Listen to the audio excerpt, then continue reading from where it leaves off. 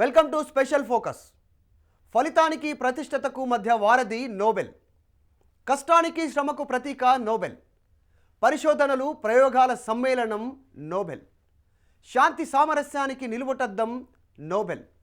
వందల ఏళ్లుగా మకుటాయమానంగా తన కీర్తి పతాకను ఎగరవేస్తోంది నోబెల్ ప్రైజ్. ఇంతకీ ఆ ప్రతిష్టాత్మక పురస్కారం పుట్టుపూర్వోత్తరాలేంటి? ప్రపంచ పరిశోధకులకు ధీటుగా నోబెల్ సిగలో ఒదిగిన భారతీయులెవరు?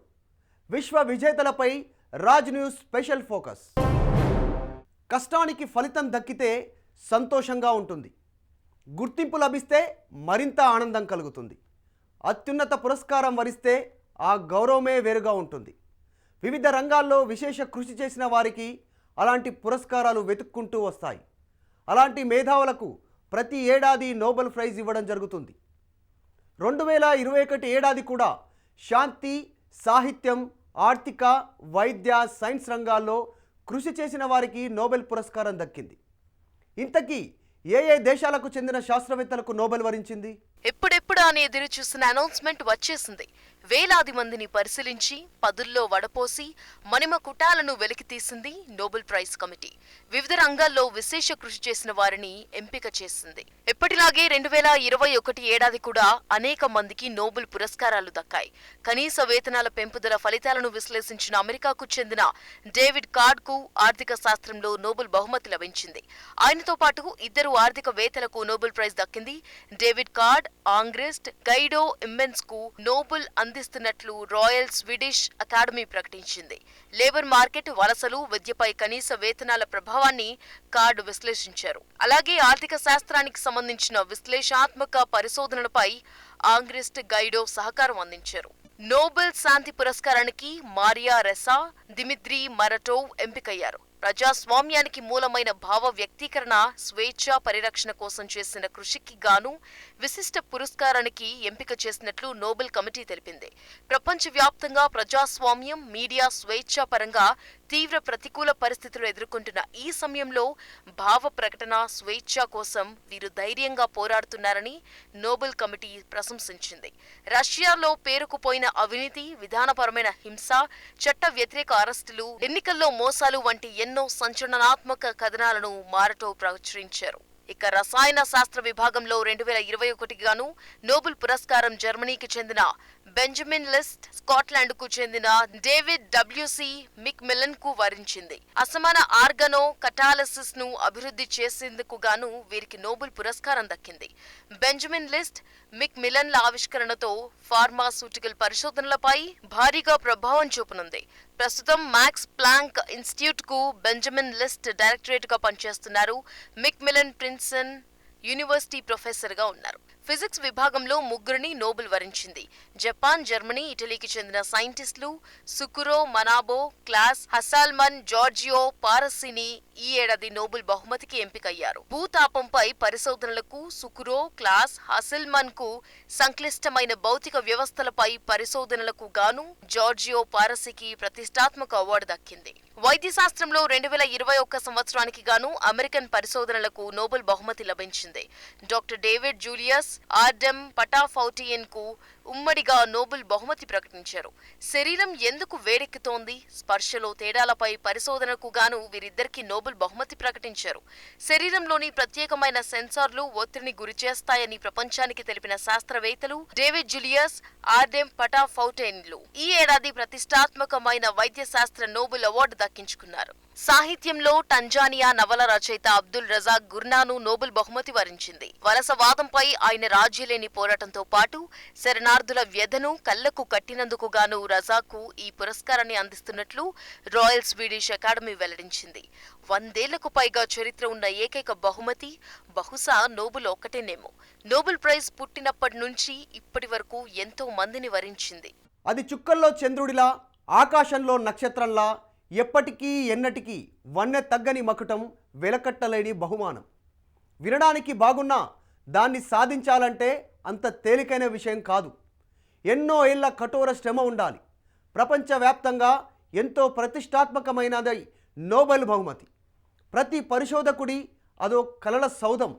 ప్రతి ఒక్కరిని ఆకట్టుకుంటున్న నోబెల్ పురస్కారం ఎలా పుట్టింది, నోబెల్ దక్కడానికి ఎలాంటి అర్హతలు ఉండాలి, ఏ ఏ రంగాల్లో నిపుణులకు ఈ ప్రైజ్ సొంతమవుతుంది?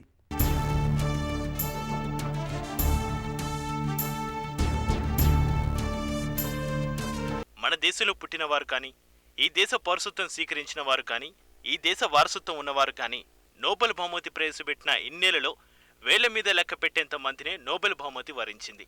ప్రపంచవ్యాప్తంగా ఎందరో శాస్త్రవేత్తలు నోబెల్ బహుమతి కోసం 50 సంవత్సరాల పాటు ఎదురు చూసిన వారు ఉన్నారంటే దాని గౌరవం ఏ పాటిదో అర్థం చేసుకోవచ్చు.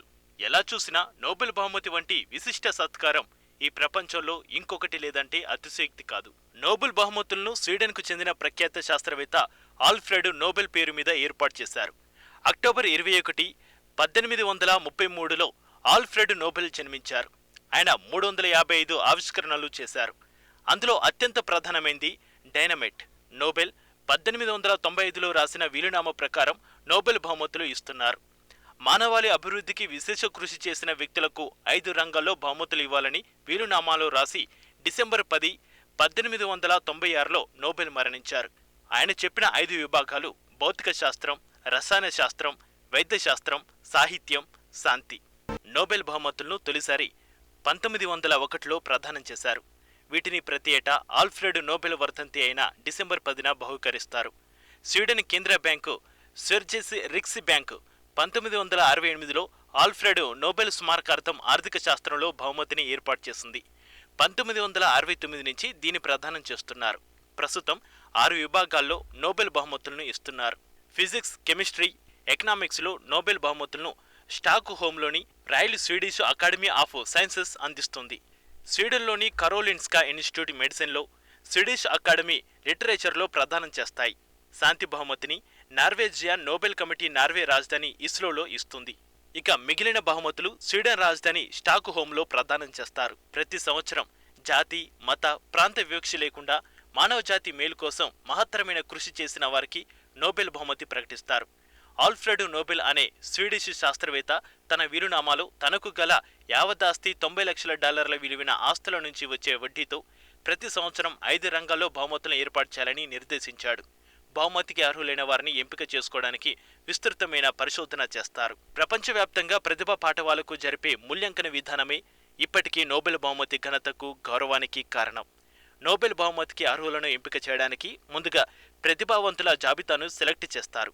అందులో నుంచి కొందరు వ్యక్తులను ఎంచుకుంటారు. సెలెక్ట్ చేసిన వ్యక్తుల్లో ఒకరిని సిఫారసు చేస్తూ నోబెల్ కమిటీ వ్రాతపూర్వకంగా తెలియజేస్తుంది. నోబెల్ బహుమతి ప్రకటించే సంస్థలు దాదాపు 6,000 మంది వ్యక్తులను ప్రతిపాదించడానికి ఆహ్వానిస్తారు. నోబెల్ శాంతి బహుమతి మాత్రం కేవలం సంస్థలకే ఇస్తారు. నోబెల్ కమిటీ తన సన్నాహక కార్యక్రమాన్ని ప్రతి ఏడాది ఫిబ్రవరి 1వ తేదీన ప్రారంభిస్తుంది. బహుమతి ప్రధాన కమిటీలు పూర్తి నిర్ణయాలు, అధికారాలు ఉన్న సంఘాలు ఏకగ్రీవంగా కమిటీ చేసిన ఏ ప్రతిపాదనైనా కూడా బహుమతి నిర్ధాయక సంఘం తోసిపుచ్చవచ్చు. బహుమతి నిర్ధాయక సంఘం వారి అంతిమ నిర్ణయం తిరుగులేనిది. ఆ నిర్ణయాలకు ఇక పునర్విచారణ ఉండదు. స్వీడన్ రాజు చేత ప్రతి బహుమతి గ్రహీతకు ఒక యోగ్యతా పత్రము, బంగారు పతకము, బహుమతి ధన మొత్తాన్ని నిర్ధారించుతున్న పత్రములు బహుకరిస్తారు. నోబెల్ బహుమతికే ఇచ్చే ధనం కూడా చాలా ఎక్కువగానే ఉంటుంది. ఏదో సాధించాలనే తపన ప్రతి పరిశోధకుడికి ఉంటుంది. తమ పేరు చరిత్ర పుటల్లో నిలిచిపోవాలని ప్రతి ఒక్కరూ తాపత్రయపడతారు. ప్రపంచానికి కొత్తది కనిపెట్టి ఇవ్వడం కోసమే తమ జీవితాన్ని ధారపోస్తారు. అందుకే నోబెల్ బహుమతికి అంత క్రేజ్. ఇంతకీ ప్రతిష్టాత్మకమైన నోబెల్ పురస్కారం మన భారతీయులను వరించిందా? ఎవరెవరి కీర్తి కిరీటంలో ఈ వజ్రం ఒదిగిపోయింది? ఏ ఏ రంగాల్లో వాళ్ళు సేవలు చేసి భారత ప్రతిష్టను ఇనుమడింపజేశారు? భారత ముద్దుబిడ్డ నోబెల్ బహుమతి పొందిన మొదట ఆసియావాసి రవీంద్రనాథ్ ఠాగూర్. ఆధునిక కాలంలో భారతీయ కవిత్వానికి ఒక మైలురాయిగా నిలిచి దేశ విదేశాల్లో భారతీయ కీర్తి పతాక ఎగురవేసిన మహాకవులలో ఆధునికుడాయన. ప్రపంచంలో ఒకే కవి రాసిన 2 గీతాలను 2 దేశాలు తమ జాతీయ గీతాలుగా చేసుకున్న ఘనత రవీంద్రుడిదే. భారత, బంగ్లాదేశ్ రెండింటికి ఆయన వ్రాసిన గీతాలే జాతీయ గీతాలు. ఇంతేకాకుండా తన కవితా సంపుటం గీతాంజలికి 1913వ సంవత్సరపు సాహిత్యంలో నోబెల్ బహుమతి పొంది భారత కీర్తి బావుటాన్ని ఎగురవేశారు. 1913లో ఠాగూర్కు నోబెల్ బహుమతి ఇచ్చారు. భారతదేశానికి ప్రాచీన కాలం నుంచి విజ్ఞాన శాస్త్రంలో కృషి చేసిన కీర్తి సర్ సివి రామన్ది. జనంలో విజ్ఞానంపై ఆసక్తి అడుగంటిపోయిన సమయంలో దేశాన్ని ప్రపంచ విజ్ఞాన శాస్త్ర పటం మీదకు చేర్చగలిగాడు. తన విజ్ఞాన శాస్త్ర పరిశోధనలకు 1930లో ఆయనకు నోబెల్ బహుమతి దక్కింది. కాంతి పరిక్షేపణంపై పరిశోధనలు చేసినందుకు గాను రామన్కి నోబెల్ వచ్చింది. మానవ సేవ కన్నా మిన్న లేదని చాటిన మహిళామణి మదర్ తెరిస్సా. ఈ దేశంలో పుట్టకపోయినా ఈ దేశంలోని ఆపన్నులు, ఆర్తులు, ఆపదలో ఉన్నవారిని ఆదుకునుటలో ఆమెను మించిన వారు లేరు. 1929 జనవరి 6వ తేదీన భారతదేశంలోని కలకత్తా నగరం వచ్చిన మదర్ తెరిస్సా అప్పటినుంచి మిషనరీస్ ఆఫ్ చారిటీ అనే ధార్మిక సంస్థ నెలకొల్పింది. పద్మశ్రీ, భారతరత్న వంటి అత్యున్నత పురస్కారాలు ఆమెను వరించాయి. మదర్ తెరిస్సా చేసిన సేవలు, శాంతి బోధనకు 1979లో నోబెల్ శాంతి బహుమతి సొంతమైంది. అర్థశాస్త్రంలో నోబెల్ బహుమతిని అందుకున్న వారిలో భారతదేశంలోనే కాదు, ఆసియా ఖండంలోనే ఏకైక వ్యక్తి ప్రొఫెసర్ అమర్త్య సేన్. మొత్తం ప్రపంచ దేశాలు అర్థశాస్త్రం మీద నూతన దృష్టి సారించడానికి కారణమైన వ్యక్తి ఆయన. పశ్చిమ బెంగాల్ రాష్ట్రంలోని శాంతినికేతన్లో పుట్టారు. అమర్త్య సేన్ కు పేరు పెట్టింది రవీంద్రనాథ్ ఠాగూర్. అమర్త్య సేన్ ప్రపంచ ఆర్థిక శాస్త్రంలో దారిద్ర్యం, కరువులకు అన్వయించేటట్లుగా నైతిక, తాత్విక అసమానతలను వివరించాడు. ఆయన బహుముఖ ప్రజ్ఞకు 1998లో ఆర్థిక శాస్త్రంలో ప్రపంచ ప్రసిద్ధిగాంచిన నోబెల్ బహుమతి వరించింది. మధ్యప్రదేశ్ రాష్ట్రంలోని విదిశా ప్రాంతానికి చెందిన కైలాస్ సత్యార్థి బాలల హక్కుల కోసం బచ్పన్ బచావో అనే పేరుతో ఓ సంస్థను స్థాపించారు. ఈ సంస్థ ద్వారా బాలల హక్కులు కల్పించడమే కాకుండా ఆ హక్కుల పరిరక్షణకు విశేషంగా కృషి చేస్తూనే ఉన్నారు.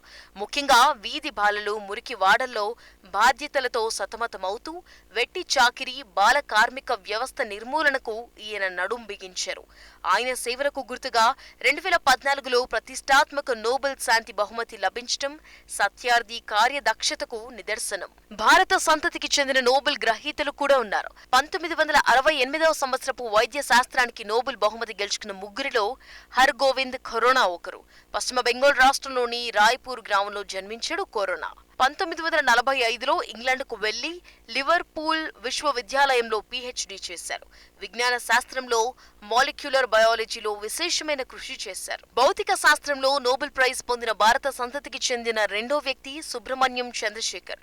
సివి రామన్ లాగానే ఈయన కూడా దక్షిణ భారతదేశానికి చెందినవాడే. ఆయన చికాగో విశ్వవిద్యాలయ పరిశోధనా సభ్యుల్లో ఒకరిగా 1937వ సంవత్సరం జనవరిలో చేరారు. అప్పటి నుంచి చివరి వరకు ఆయన సుదీర్ఘకాలం అక్కడే పనిచేశారు. చంద్రశేఖర్ 20 వరకు గౌరవ పట్టాలు పొందారు. 1983లో నోబెల్ బహుమతితో సహా ఎన్నో అంతర్జాతీయ పురస్కారాలు దక్కించుకున్నారు. నోబెల్ పురస్కారం అందుకున్న విదేశాల్లో స్థిరపడిన మరో భారత సంతతి శాస్త్రవేత్త వెంకట్రామన్ రామకృష్ణన్. ఈయన జీవ రసాయన శాస్త్రజ్ఞుడు.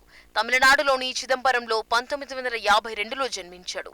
తండ్రి ఉద్యోగరీత్యా గుజరాత్ కు వెళ్లడంతో బాల్యం, విద్యాభ్యాసమంతా బరోడాలో గడిచింది. ఆ తరువాత అమెరికాలో స్థిరపడ్డాడు. రైబోజోమ్ నిర్మాణం ప్రక్రియల గురించి వేసిన పరిశోధనలకు గాను ఈయనకు 2009లో రసాయన శాస్త్రంలో నోబెల్ పురస్కారం లభించింది. ఇండో అమెరికన్ ఆర్థికవేత్త అభిజిత్ బెనర్జీ, ఆయన సతీమణి ఎస్తేర్ డిఫ్లోకు 2019 ఏడాది నోబెల్ పురస్కారం వరించింది. ఆర్థిక శాస్త్రానికి సంబంధించి మైకేల్ క్రేమర్ తో కలిసి అభిజిత్, డిఫ్లోకు సంయుక్తంగా నోబెల్ దక్కింది. అభిజిత్ బెనర్జీ, డిఫ్లో పేదరిక నిర్మూలనకు చేసిన విశిష్ట పరిశోధనలకు గుర్తింపుగా ఈ అత్యున్నత పురస్కారం వరించింది. అభిజిత్, డిఫ్లో ప్రస్తుతం ప్రతిష్టాత్మక మాసచ్యూసెట్స్ ఇన్స్టిట్యూట్ ఆఫ్ టెక్నాలజీలో ప్రొఫెసర్లుగా పనిచేస్తున్నారు. అభిజిత్ బెనర్జీ 1961లో ముంబైలో జన్మించారు. కోల్కతా యూనివర్సిటీ, ఢిల్లీలోని జవహర్లాల్ నెహ్రూ యూనివర్సిటీల్లో విద్యాభ్యాసం సాగించారు. 1988లో ప్రతిష్టాత్మక హార్వర్డ్ యూనివర్సిటీ నుంచి పీహెచ్డీ పట్టా పొందారు. ఆర్థిక రంగంలో నోబెల్ కి ఎంపికైన రెండో మహిళ, అత్యంత పిన్న వయస్కురాలు డిఫ్లో కావడం విశేషం. భారత్తో సంబంధాలున్న వ్యక్తులకు కూడా నోబెల్ బహుమతి వరించింది.